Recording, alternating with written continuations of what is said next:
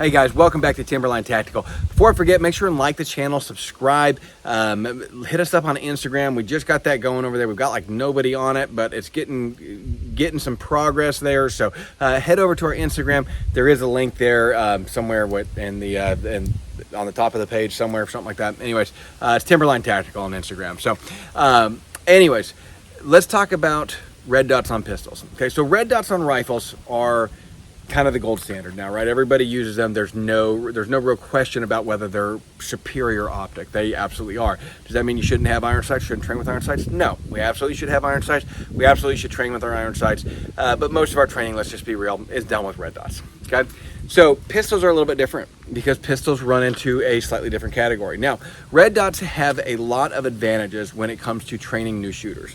And what I mean by that is a lot of people will say, well, a red dot should only be used after you learn how to use iron sights. And that's very true. It's the same mentality as saying you should only drive an automatic if you've learned how to drive a manual transmission. The fact of the matter is it's easier to teach you how to drive on an automatic. You learn how to use the blinkers and the steering wheel and the gas and the brake and everything, and then all of a sudden we can add in this other step of the manual transmission. And sorry, I got a bug bite back here, and it becomes a lot simpler than to add in that second step. And so it's an easier learning process, right? We've taken that learning curve, instead of being so steep, we've just made it a little bit more gradual. Okay, so that's the big advantage that we get in doing this and in removing that out. Sorry, I got bugs out here, guys, drive me crazy. Okay, so the red dot has some advantages in teaching, but it's also got some limitations, because when we use that same analogy of the vehicle and we think, okay, let's say I was going to teach somebody and I was teaching them how to race and I was going to put them on a drag strip and that was their first ever experience. Well, which one would I want to do? Would I want to teach them with a manual transmission or with an automatic? Well, I'd want to teach them on a manual transmission, because we're pushing the performance limits of what that machine can do. And so the red dots on pistols kind of fall into that same category. So yes, it is a little bit easier because all I got to do is put the dot on the sight or on the target, but at the same time we then have to learn how to kind of we have to teach, like, zero theory and stuff like that with the with the red dots, and making sure that they understand how that works, what the system is. So it gets a little bit more involved, and we have to actually work on making sure that that drawn presentation is identical every time, so that way that red dot, they're not sitting there looking for it, because that's what new shooters do with it. So it's actually a lot easier on pistols if we start people off with iron sights, because iron sights, we have a little display we hold up in our class. We show them here's what it looks like, and then they go forth and do great things on the range. They can add a red dot later. So the question is, do you need a red dot on your pistol? There's a couple categories we got to put people in. First, we got to say, are you a competition shooter? Is this a duty gun? Is this a conceal and carry gun? Or is this a home defense gun, right? So there's really 4 categories that we're looking at. So first one, competition gun. So if we look at a competition gun, then if you want to shoot in carry optic division, great. If not, great, no big deal. Pick your poison. It doesn't matter in that sense. It's just on what you enjoy shooting.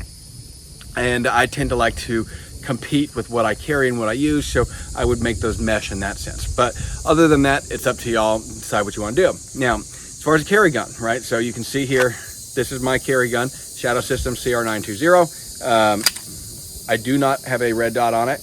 It is just standard. It may or may not get a red dot at some point in time in the future as my eyesight, gets worse and worse as you get older. Red dots, they get a little bit more allure on them. Okay, so what do I do a red dot on my carry gun? No. The reason I don't do a red dot on my carry gun is because in my life, being around lots of competitions, being around actual active incidents, and being involved with active incidents, all the training that I've done in the military, the simple fact is that I've seen red dots fail a lot. I've seen, specifically on pistols, I've seen screws come loose, I've seen the dots not work, I've seen them not come on, the shake awake not work. I've seen a lot of issues. And so with a gun that gets abused in a conceal and carry holster, I'm not a huge fan of red dots. Now, with the closed emitter systems, they're a little bit better. That may be an option later on as they make closed emitters that are a little bit smaller to go on a gun like this. It is something that may or may not get added in the future. I don't currently carry one, and it's not probably going to come up in the near future, let's put it that way, on my carry gun. But okay, so let's move on then. Let's talk about a duty gun. So this is cops, military, your duty gun. Okay, so The difference in a duty gun is that the holsters that they actually put those in offer a substantial amount of protection on the optics. So if we look at cops holsters, right, when you go to your local cop shop and go look at what they've got there, the holsters are really a bucket that surrounds the entire gun and protects the optics. So their optics actually stay fairly protected. The other aspect to it is cops are a lot more likely to be involved in an incident that would require them to make something like a hostage rescue shot or something along those lines, where that a little bit more accuracy is probably substantial. Now, do I agree that police departments should be issued red dots? No, because most police departments do not require enough training to make you effective with a red dot. And that's kind of the last point we'll get into here with red dots, is before we talk about home defense, red dots require substantially more training. Most people will not train enough to use a red dot. The few guys that do competitions and stuff, those 1%ers of shooters, they get out there and they train regularly with it. Red dots, you have to have consistent muscle memory in order to make them effective. If you don't have that muscle memory, if you're not used to every single time I come out going to the exact same spot, you're going to end up looking for that dot, and the red dot's actually going to be slower than what you would have been able to do with iron sights and how you would have been able to perform. So red dots, I'm only a fan of in the instances where people actually train with them.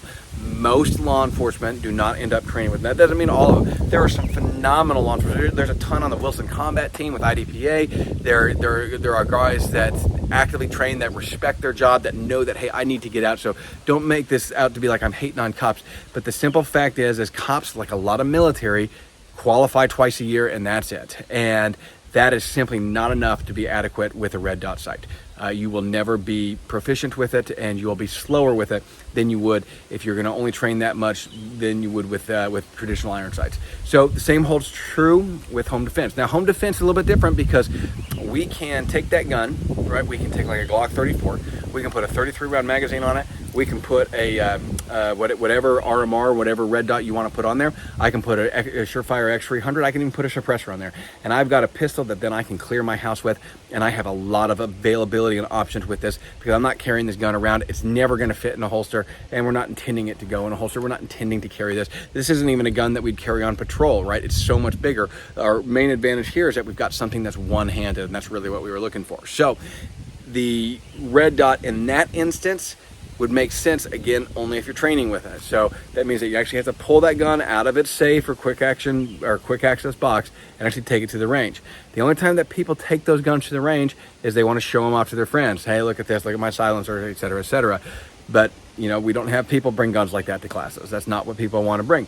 What people bring to classes are like Glock 19, Glock 17, Glock 34 size guns, right? With standard magazines in them, or maybe the 22 round magazines, and they'll maybe have a Surefire X300 on there. There's certainly not a suppressor on it. They may put an RMR on there, but they're not running a 33 round magazine. They're not running suppressors on it in classes. So you need to get out there and train with that equipment and understand how it works together.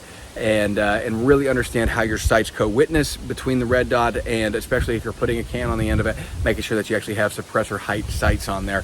It does change the game a lot. You also have to understand your zero theory on how your gun is going to shoot as you get out to longer distances. So the bottom line is red dots are phenomenal if you're willing to get out there and train with them. I'm not a huge fan of them for carry guns because they just get beat up so much, and the likelihood of an event coming up where that red dot would actually be beneficial on a carry instance, unless you're getting older and your eyes are failing, is so minuscule. It's almost hard to count. Now, the one thing that I'll say is that I heard this from another instructor one time, and I really love this quote: statistics are a poor comfort to the man that was just struck by lightning. So we plan our lives based on the idea that something could happen and we want to be ready for it. Most of us will never end up drawing our gun in a civilian engagement. So keep that in mind, that even though we're already planning for the week of as far as incidents that will not happen, the simple fact is that it's not unreasonable to go ahead and plan for the most outlandish situation, because they have happened, and people do get in those engagements. So it is a poor comfort, those statistics, if you are falling in line with one of those engagements. So anyways, guys, I hope that answers your questions on red dots. I'm going to get back to doing some shooting here, so I just wanted to touch base with you guys about that. Again, make sure and like and subscribe to the channel if you have not already done so. We'll catch y'all later.